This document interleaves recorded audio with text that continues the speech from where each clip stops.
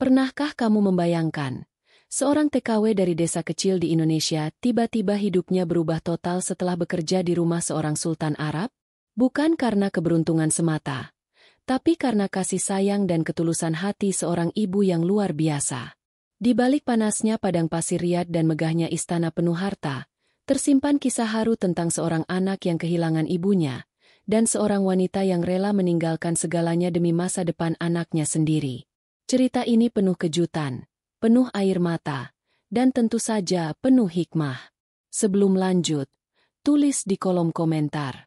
Kalau kamu jadi Siti, sanggup nggak ninggalin anak sendiri demi merawat anak orang lain di negeri asing? Yuk, kita mulai ceritanya. Di sebuah desa kecil di Jawa Timur, Siti duduk termenung di beranda rumah panggung yang mulai lapuk dimakan usia. Angin sore meniupkan bau tanah basah, menambah beban di dadanya. Anak semata wayangnya, Rina, baru saja jatuh sakit. Biaya pengobatan membengkak.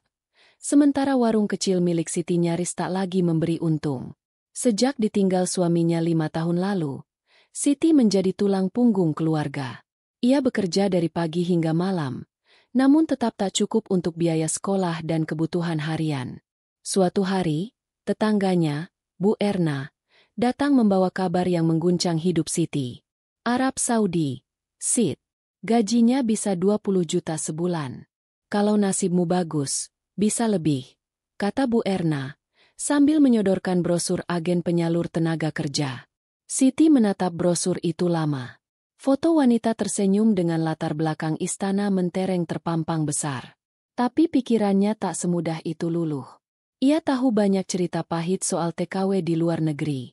Namun ketika Rina kembali demam tinggi malam itu, dan tabungan hanya tersisa 300.000 rupiah, Siti tahu, ia harus memilih.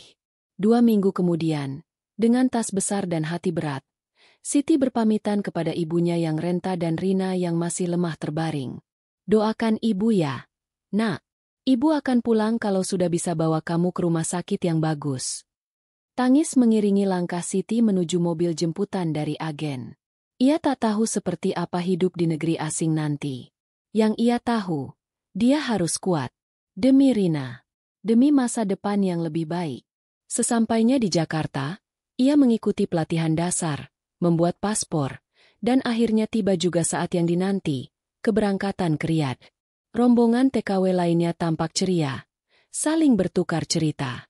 Tapi Siti lebih banyak diam. Ada rasa takut yang tak bisa ia redam. Ia hanya bisa berdoa dalam hati, semoga Allah menjaga dirinya, dan membukakan pintu rezeki yang berkah. Sesampainya di Bandara Riyadh, udara panas langsung menyeruak ke wajah.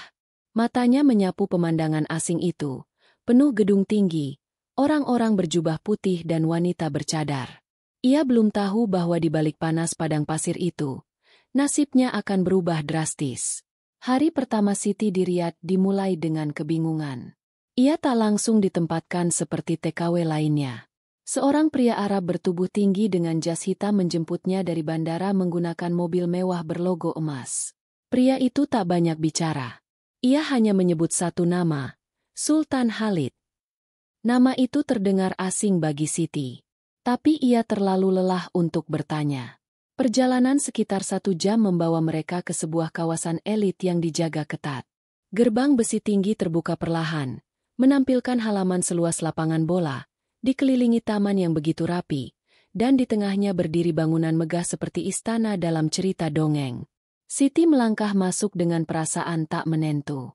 Seorang wanita Arab berkerudung anggun menyambutnya dengan ramah. Nama saya Nadia. Saya kepala rumah tangga di sini. Kamu akan bekerja langsung untuk keluarga Sultan. Siti hanya bisa mengangguk. Matanya tak berhenti mengamati ukiran dinding emas, lampu gantung kristal yang berkilauan, dan karpet tebal di bawah kakinya. Ia belum pernah melihat kemewahan seperti ini seumur hidup. Tugas Siti ternyata tak seperti bayangannya. Ia tidak disuruh mencuci, tidak juga memasak. Ia hanya diminta merawat seorang anak lelaki kecil berusia 4 tahun bernama Amir. Anak itu pendiam, tidak pernah bicara, dan selalu memeluk boneka usang berwarna biru. Mata Amir tampak kosong, seolah menyimpan kesedihan mendalam. Nadia menjelaskan bahwa Ibunda Amir meninggal saat melahirkannya. Sejak itu, Amir tak pernah berbicara sepatah kata pun. Ia menolak semua pengasuh sebelumnya. Tapi Sultan tetap mencari seseorang yang bisa mengubah hidup anaknya. Hari-hari pertama Siti bersama Amir berjalan kaku. Anak itu tidak mau disentuh, tidak merespons. Tapi Siti tidak menyerah. Ia mulai bercerita sebelum tidur, menyuapkan makanan sambil bersenandung lagu Jawa pelan-pelan, dan membacakan dongeng bergambar yang dibawanya dari kampung. Satu malam, sesuatu yang mengejutkan terjadi. Saat Siti tertidur di samping Amir, bocah itu menggenggam ujung bajunya. Tak berkata apa-apa, tapi matanya menatap Siti dalam diam. Seolah mulai percaya. Keesokan paginya, pelayan lain dibuat terkejut saat Amir memanggil pelan. "Ummi." Siti tercekat. Ia tak percaya. Tapi bocah itu benar-benar memanggilnya lagi. Kali ini lebih jelas. "Ummi." Kabar itu sampai ke telinga Sultan Khalid dalam hitungan jam. Sang Sultan yang jarang terlihat tiba-tiba memanggil Siti untuk bertemu secara pribadi. Ia ingin tahu, siapa sebenarnya perempuan ini, dan bagaimana bisa anaknya berbicara, hanya karena kehadirannya. Ruangan tempat Siti dipanggil tampak seperti ruang tahta dalam film kerajaan. Dinding marmer putih berhiaskan emas, tirai merah anggur bergelombang menjuntai dari langit-langit, dan di tengah ruangan, duduklah seorang pria dengan wajah tegas dan mata tajam, Sultan Khalid. Siti berdiri menunduk, menahan gemetar di kakinya. Ini pertama kalinya ia bertemu langsung dengan sang pemilik istana. Sultan memandangi Siti dalam diam beberapa saat, sebelum akhirnya berkata dengan suara dalam, beraksen berat tapi jelas. "Amir memanggilmu, Ummi." Anak itu sudah 4 tahun membisu. "Kamu berbeda." Siti tidak langsung menjawab. Ia menatap lantai, mencoba menjaga suaranya tetap stabil. "Saya hanya mencoba memperlakukannya dengan kasih sayang, tuanku. Seperti anak saya sendiri di kampung." Sultan tampak termenung, lalu mengangguk pelan. Ia memberi isyarat kepada asistennya. Pria berpakaian rapi mendekat, menyerahkan sebuah map kulit berisi dokumen. Sultan membukanya, lalu meletakkan lembaran itu di hadapan Siti. "Aku ingin kau berhenti sebagai pekerja biasa. Aku ingin kau jadi pendamping Amir secara penuh. Tidak ada tugas rumah. Tidak ada tanggung jawab lain. Hanya Amir. Dalam 1 tahun, jika dia berkembang kau akan menerima 100 miliar rupiah. Ini kontraknya." Siti terpaku. Napasnya tercekat. Kata-kata itu nyaris tak masuk akal. 100 miliar rupiah hanya untuk menjadi ibu pengganti bagi seorang anak kecil? Rasanya seperti mimpi. Namun di balik angka besar itu, ada satu syarat penting. Siti tidak boleh pulang selama setahun penuh. Tidak ada cuti, tidak ada izin, tidak ada kontak langsung dengan keluarganya. Semua komunikasi hanya lewat video call yang diawasi. Siti menunduk. Hatinya berkecamuk. Ia membayangkan wajah Rina, anaknya yang sedang sakit di kampung. Mungkin dengan uang ini, ia bisa menyelamatkan hidup putrinya. Tapi ia juga tahu, setahun tanpa pelukan Rina bukanlah hal yang mudah. "Berikan aku 1 malam untuk berpikir," kata Siti dengan suara lirih. Sultan Khalid mengangguk pelan. "Besok pagi, aku ingin jawabanmu." Malam itu, Siti duduk di sisi Amir yang telah tertidur. Bocah itu menggenggam jari-jarinya erat, seolah tak ingin ditinggal. Di layar ponselnya, wajah Rina muncul dalam video call singkat. Anak itu tersenyum, meski lemah. "Ibu kerja ya, Nak. Doakan ibu kuat." Siti tahu, keputusannya akan mengubah hidupnya. Entah ke arah mana. Tapi saat Amir memeluknya sambil bergumam, "Jangan pergi, Ummi." Hatinya bergetar. Dan esok pagi, saat matahari riad menyinari jendela, Siti sudah tahu jawabannya. Hari itu, Siti berdiri di hadapan Sultan Khalid dengan tenang. Matanya mantap, dan tanpa ragu ia berkata, "Saya terima tawarannya, tuanku. Demi Amir, dan demi anak saya." Sultan mengangguk pelan. Tidak ada senyum di wajahnya. Tapi sorot matanya berubah. Ada penghormatan di sana. Siti pun resmi menjadi pendamping pribadi Amir, bukan sebagai pembantu, bukan juga sebagai pengasuh, melainkan seperti seorang ibu yang baru bagi bocah kecil itu. Hari-hari Siti kini berbeda. Ia tinggal di kamar khusus yang langsung terhubung dengan ruang Amir. Ia ikut menemaninya makan, bermain, tidur, bahkan menemani saat mimpi buruk datang. Amir yang dulu diam dan tertutup, kini mulai ceria. Ia mulai mengenal warna, huruf, dan sering tertawa kecil setiap Siti mendongeng dengan logat Jawa yang lucu. Namun, perubahan besar itu justru menimbulkan kecanggungan di dalam istana. Beberapa pelayan mulai berbisik-bisik. Tak sedikit yang iri melihat perhatian khusus yang diberikan Sultan kepada Siti. Apalagi ketika Sultan mulai sering mengajak Siti berbicara di taman, membahas perkembangan Amir dengan mata yang tampak hangat. Suatu malam, saat Siti sedang mengajari Amir membaca di taman kecil belakang istana, langkah kaki terdengar mendekat. Sultan muncul dengan pakaian santai, tanpa penjaga. Ia berdiri di dekat mereka, menatap Siti dan Amir dalam keheningan. "Anakku kembali hidup berkatmu," katanya pelan. Siti hanya menunduk. "Semua karena Allah, tuanku." Sultan duduk di bangku batu di samping mereka. "Aku kehilangan banyak hal. Istriku, anakku, bahkan diriku sendiri. Tapi kamu membuatku mengingat bahwa ada harapan." Malam itu menjadi awal dari sesuatu yang berbeda. Sultan Khalid mulai menghabiskan lebih banyak waktu bersama Amir dan Siti.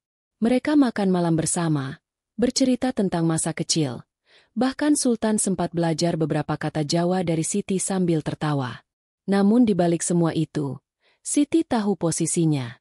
Ia hanyalah seorang wanita desa, bukan bangsawan, bukan siapa-siapa. Dan meskipun hatinya mulai merasa nyaman, ia selalu mengingat, kontraknya hanya 1 tahun. Setelah itu, ia akan kembali ke tanah air. Kembali kepada Rina. Hingga suatu pagi, tepat 9 bulan sejak ia menandatangani kontrak, sebuah surat misterius diletakkan di meja tidurnya. Surat itu tak berstempel, tapi ditulis dengan tangan. Isinya singkat namun mengejutkan. "Ada yang ingin merebut posisi dan kepercayaanmu. Hati-hati dengan orang terdekat Sultan." Siti terdiam. Tangan gemetar menggenggam kertas itu. Ia mulai menyadari, bukan hanya kasih sayang dan tanggung jawab yang sedang diuji, tapi juga nyawanya. Sejak menerima surat misterius itu, hari-hari Siti berubah. Ia mulai merasa diawasi. Tatapan beberapa pelayan terasa dingin. Bahkan Nadia, kepala rumah tangga yang dulu ramah, kini sering menghindari tatapan mata. Siti mencoba tetap tenang, tak menunjukkan rasa curiga di depan Amir maupun Sultan. Namun rasa waspada itu terbukti bukan tanpa alasan. Suatu malam, saat Siti baru saja menidurkan Amir, ia mendengar suara pelan dari ruang perpustakaan. Meski biasanya sepi, malam itu terdengar bisikan tajam dalam bahasa Arab. Siti mendekat perlahan dan mengintip dari celah pintu yang tak tertutup rapat. Ia melihat Nadia sedang berbicara dengan 2 pria asing, berpakaian seperti staf keamanan. Mereka membahas sesuatu tentang mengembalikan kekuasaan, dan singkirkan perempuan Jawa itu sebelum kontraknya berakhir. Siti menahan napas. Jantungnya berdegup kencang. Ia mundur perlahan, lalu segera mengunci kamar Amir dari dalam dan menyandarkan kursi di depan pintu. Malam itu ia tidak tidur. Ia hanya memeluk Amir erat, berdoa dalam hati agar Allah melindungi mereka. Keesokan harinya, Siti memberanikan diri menemui Sultan Khalid secara pribadi. Ia menceritakan semuanya, mulai dari surat misterius, percakapan yang ia dengar, hingga ketakutannya bahwa ada yang mencoba mencelakai dirinya. Sultan mendengarkan dengan wajah tegang. Ia tidak berkata apa-apa, hanya memanggil kepala pengawalnya dan memberi perintah dalam bahasa Arab. Sehari setelah itu, Nadia dan 2 pria yang Siti lihat malam sebelumnya menghilang tanpa jejak. Tidak ada yang membicarakan mereka lagi. Setelah kejadian itu, hubungan Siti dan Sultan semakin dekat. Amir tumbuh semakin sehat dan cerdas. Ia bahkan mulai menyebut dirinya anak Indonesia, karena sering memakai batik kecil yang dibawakan Siti. Hari yang dinanti akhirnya tiba. Tepat setahun setelah kontrak ditandatangani, Siti menerima koper hitam yang di dalamnya berisi uang senilai 100 miliar rupiah, disertai dengan satu surat pendek dari Sultan. Kau bukan lagi seorang pekerja. Kau telah menjadi keluarga. Tapi aku tahu, ada anak lain yang menunggumu di tanah air. Kembalilah, jika itu yang terbaik. Tapi jika suatu hari kau ingin kembali, pintu istana ini akan selalu terbuka. Tangis Siti pecah saat membaca surat itu. Ia peluk Amir untuk terakhir kalinya. Anak itu menangis keras, memeluknya erat. Jangan pergi, Umi. Dengan hati berat, Siti pamit. Ia menaiki mobil yang sama seperti saat ia datang, tapi kali ini bukan sebagai TKW, melainkan sebagai perempuan luar biasa yang telah mengubah hidup seorang sultan dan putranya. Setibanya di kampung halaman, Siti langsung membawa Rina ke rumah sakit terbaik di kota. Biaya pengobatan bukan lagi masalah. Rumah kecil mereka direnovasi menjadi nyaman, ibunya mendapat perawatan layak, dan seluruh desa heboh mendengar kisah luar biasa itu. Namun, yang tak banyak tahu adalah, setiap malam, saat semua telah tertidur, Siti duduk di beranda rumah barunya. Ia menatap bintang di langit, memegang foto Amir kecil di tangannya. Dan dalam diam, ia berbisik, Umi akan selalu menyayangimu dimanapun kita berada. Cerita ini mengajarkan bahwa kesabaran, kasih sayang, dan ketulusan hati bisa membuka pintu rezeki dan keajaiban yang tak disangka-sangka. Dalam kesempitan, Allah bisa memberi jalan seluas-luasnya. Siti adalah gambaran seorang ibu yang rela berkorban, dan karena ketulusannya, Allah bukakan pintu berkah dari arah yang tak pernah ia bayangkan. Sebagaimana firman Allah dalam surah At-Talaq ayat 23. Barang siapa bertakwa kepada Allah, niscaya Dia akan menjadikan baginya jalan keluar, dan memberinya rezeki dari arah yang tidak disangka-sangkanya. Cerita ini fiktif, disusun secara dramatis agar terasa seperti nyata bukan untuk dipercaya sebagai kisah benar, melainkan untuk diambil pelajaran dan hikmahnya. Semoga bisa menginspirasi dan menguatkan hati, terutama bagi mereka yang sedang berjuang demi keluarga. Terima kasih telah menonton. Kalau kamu suka dengan cerita ini, jangan lupa untuk komentar, like, dan subscribe agar tidak ketinggalan cerita inspiratif lainnya. Sampai jumpa di cerita berikutnya.